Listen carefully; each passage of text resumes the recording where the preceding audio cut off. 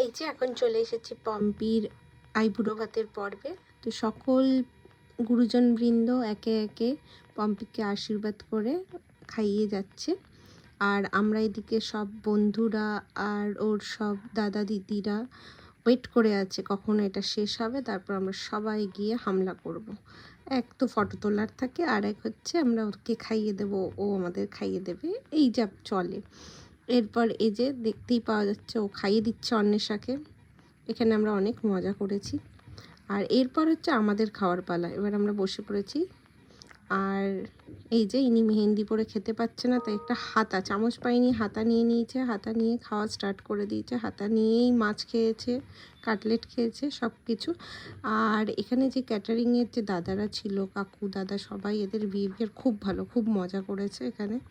আমার খুবই ভালো লেগেছে এদের বিহেভিয়ার। আর খাবার রান্না সব কোয়ালিটি সব ভালো। আর সব মাছ হয়েছিল এক এক করে। ফার্স্টে তো ফিশ কাটলেট, তারপরে পমফ্রেট, তারপরে পাবদা। এত মাছ তো আর খাওয়া যায় না, তো যতটা পেরেছি খেয়েছি। ও ইঁচড় চিংড়ি ছিল, তারপরে চাটনি, পাঁপড়, পায়েস আর মিষ্টি। এখানে বজরংবলীর দুধ পাঠিয়েছে, কিন্তু সবাই ভয়ে তাড়িয়ে দিয়েছে।